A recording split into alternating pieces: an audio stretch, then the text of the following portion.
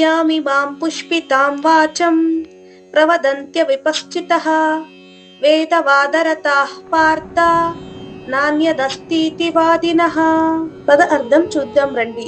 యాం ఏ ఇమాం ఈ పుష్పితాం పుష్పితమైన అలంకరించబడిన వాచం వాక్యాలు మాటలు ప్రవదంతి చెబుతారు ప్రచారం చేస్తారు.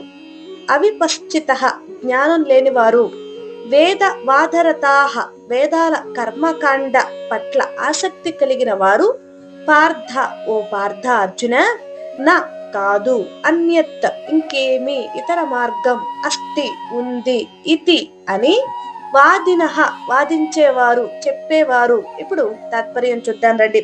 ఓ అర్జున, జ్ఞానం లేని వారు ఆకర్షణీయమైన మాటలు మాట్లాడతారు. వారు వేదాలలోని కర్మకాండం పట్ల మోజు చూపుతారు. యజ్ఞాలు, హోమాలు, పూజలు వంటి క్రియలలో మునిగి ఇవి తప్ప మరేమీ లేదు అని అంటారు. వారు వేదాల భోగ భాగాన్నే పరమ మార్గమని భావిస్తారు. ఇప్పుడు సందర్భం చూద్దాం రండి.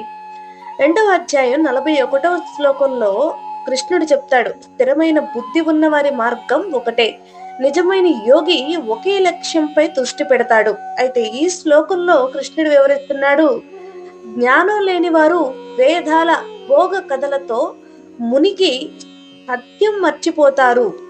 భగవద్గీత మరింత మందికి చేరువ కావాలి అంటే నా వీడియోని మీరు తప్పకుండా లైక్ చేయాలి.